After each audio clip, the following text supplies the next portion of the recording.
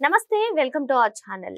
మాజీ మంత్రి వైసీపీ కీలక నేత కొడాలి నాని ఇటీవల ఆయన హార్ట్ సర్జరీ చేయించుకున్న సంగతి తెలిసిందే. మరి ఇప్పుడు ఆయన విశ్రాంతి పేరు చెప్పి అమెరికా పయనమయ్యే యోచనలో ఉన్నట్టు తెలుస్తుంది. ఇంతకీ ఆయన నిజంగా అనారోగ్య సమస్యలతో అమెరికా వెళుతున్నారా, లేదు అంటే ప్రస్తుతం గత ప్రభుత్వ హయాంలో ఎవరైతే అక్రమాలకు అన్యాయాలకు పాల్పడ్డారో వారందరి అరెస్టులు కూడా కొనసాగుతున్నాయి. ఈ నేపథ్యంలోనే లిక్కర్ స్కామ్లో కీలక నిందితుల అరెస్టు కూడా కొనసాగుతుంది.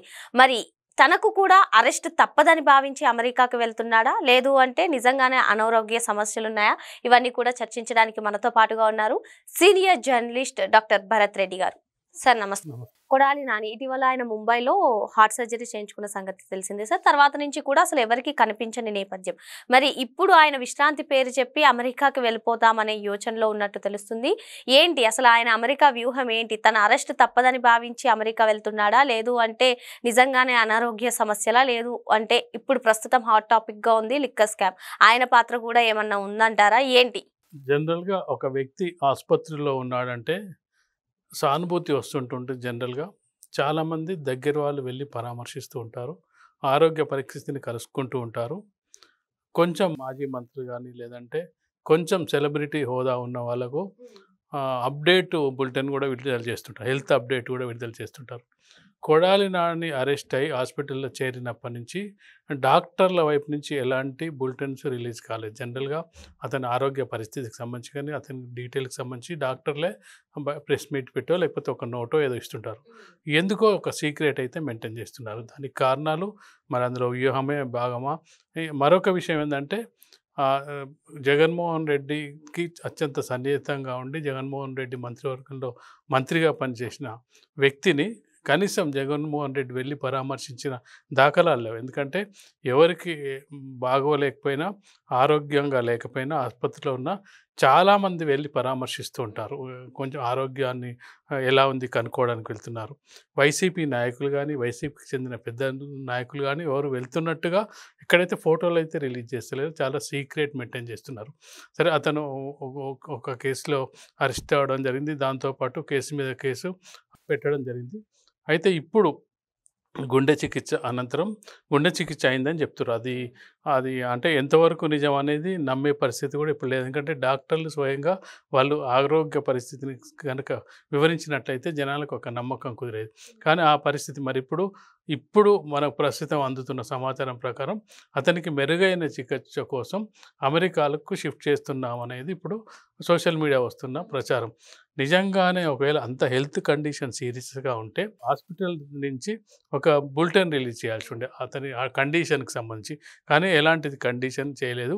అంత సీరియస్గా ఉన్నట్టయితే వైసీపీ శ్రేణులు కనీసం వెళ్ళి చూడడానికి, శ్రేణులు కాదు ముఖ్యంగా లీడర్లు, నాయకులు, పెద్ద నాయకులు జగన్మోహన్ రెడ్డితో సహా గతంలో మంత్రులుగా పనిచేసిన వాళ్ళు వెళ్ళి అతనికి బాగుంది, బాలేదు, లేకపోతే ఆరోగ్యంగానే ఉండు, ఏం పరిస్థితి అదుపులోనే ఉంది అంటే ఇలాంటివన్నీ చెప్పే ప్రయత్నం చేస్తారు. కానీ అలాంటి ప్రయత్నాలు ఏం జరగట్లేదు. అంటే ఇందులో ఏదో దాస్తున్నట్టుగా కనిపిస్తుంది నిజం చెప్పాలంటే. అంటే మరొక కేసు ఒకవేళ వచ్చే అవకాశం ఉందా? మళ్ళీ కేసు పెట్టే అవకాశం ఉందా? ఇంకేమన్నా కేసులు తిరగదోడే అవకాశం ఉందా?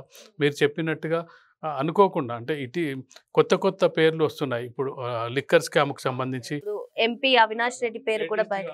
అవినాష్ రెడ్డి వాళ్ళ నాన్న ఈ పేర్లు మనం ఏదో 32తో 33తో ఆగుద్ది అనుకుంటే మరిన్ని ఇంతమంది కూడా వస్తారు.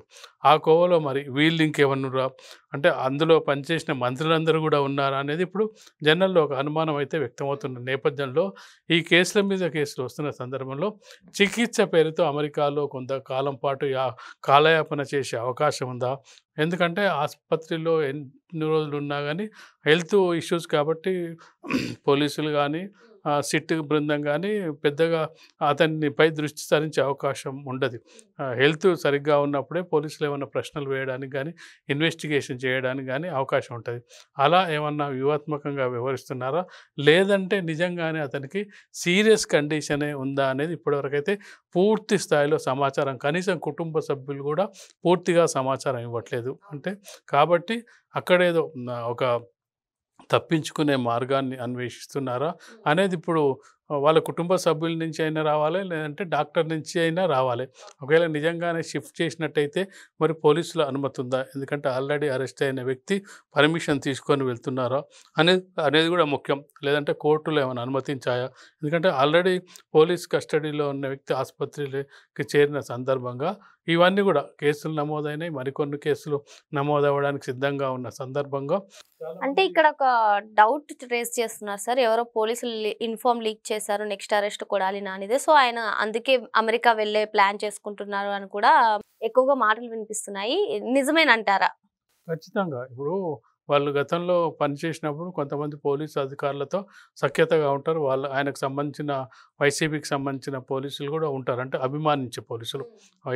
వైసీపీకి అంటే ప్రతి పార్టీని అభిమానించే ఆఫీసర్స్ ఉంటారు. అందులో కొంత ఇన్ఫర్మేషన్ ఇచ్చే అవకాశం ఉంది. మిమ్మల్ని నెక్స్ట్ ఇది చేయబోతున్నారు, మీరు జాగ్రత్తగా ఉండని చెప్పి కొంత వాళ్ళకు ఫేవర్ చేసే అవకాశం ఉంటుంది. అలాంటి అవకాశం కూడా ఉండొచ్చు. అందుకే తను అదే మనం ముఖ్యంగా ఏంటంటే డాక్టర్స్ సజెస్ట్ చేస్తే వెళ్తున్నారా, సొంతంగా వెళ్తున్నారా, లేకపోతే నిజంగానే సీరియస్ కండిషన్ ఉందా అనేది కుటుంబ సభ్యులు కానీ చెప్పాలి, లేదంటే డాక్టర్లు చెప్పాలి, లేదంటే ఈ పోలీస్ ఇన్వెస్టిగేషన్ ద్వారా వాళ్ళైనా చెప్పి అంటే కోర్టు అనుమతి తీసుకుంటున్నారు. అంటే ఇవన్నీ ప్రశ్నలు అంటే ఒకదాని తర్వాత ఒకదానికి ప్రశ్నలు వస్తూనే ఉన్నాయి. కాబట్టి ఇప్పుడు ప్రస్తుతం ఏంటంటే డాక్టర్ల అనుమతితో కనుక వెళ్ళినట్టయితే డాక్టర్లే కనుక ఇతని కండిషన్ సీరియస్గానే ఉంది, మరొక హాస్పిటల్కి షిఫ్ట్ చేయాలని చెప్పి డాక్టర్స్ కనుక రిలీజ్ చేసినట్టయితే ఇంకా వేరే వాళ్ళు మాట్లాడడానికి కూడా అవకాశం లేదు. కుటుంబ సభ్యులైన కనీసం మరి పరిస్థితిని వివరిస్తే కుటుంబ సభ్యుల కంటే డాక్టర్లు కరెక్ట్ ఇన్ఫర్మేషన్ ఇచ్చే అవకాశం ఉంది. కాబట్టి ఇక్కడ వ్యూహాత్మకంగా చేస్తున్నారా, మరికొంతకాలం ఏమైనా అరెస్ట్ చేసే అవకాశం ఉంటే దాన్ని మరికొంతకాలం పోస్ట్పోన్ చేయొచ్చు. 1 సంవత్సరం 2 ఏళ్ళు పోస్ట్పోన్ చేసిన తర్వాత అందరు మర్చిపోయే అవకాశం ఉంటుంది. అప్పుడు కూడా కేసు నీరు గారిపోతుంటుంది. అంటే ఈరోజు ఉన్న ఇది టెంపో నెక్స్ట్ డేకు తగ్గిపోతుంటుంది. అంటే ఒక సీరియస్ కేసుల విషయంలో రోజు రోజుకు దాని ప్రాధాన్యత తగ్గిపోతుంటుంది. కేసు పెట్టే వాళ్ళకు కూడా ఇంకేముందిలే అయిపోయింది కదా, ఇంకా 2 ఏళ్ళు గడిచిపోయింది కదా, ఇప్పుడు పెట్టినా పెట్టకపోయినా అంటే అది తగ్గుతుంటుంది.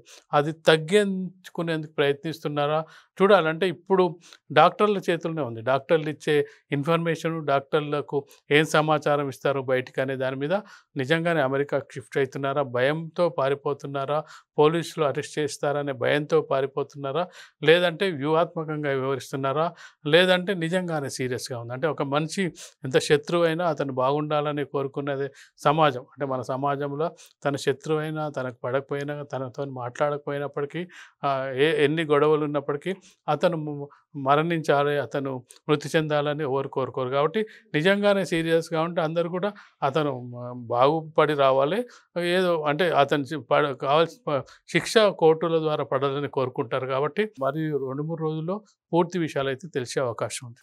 మరి కొడాలి నానికి సంబంధించి ఆయన నిజంగానే అనారోగ్యంతో అమెరికాకు వెళ్తున్నారా, లేదంటే భయంతో అరెస్ట్ చేస్తారనే భయంతో వెళ్ళిపోతున్నారా అనేది ఇంకొక 2-3 రోజుల్లో తెలిసిపోతుందని చెప్పి సార్ చెప్తున్నారు. Thank you sir.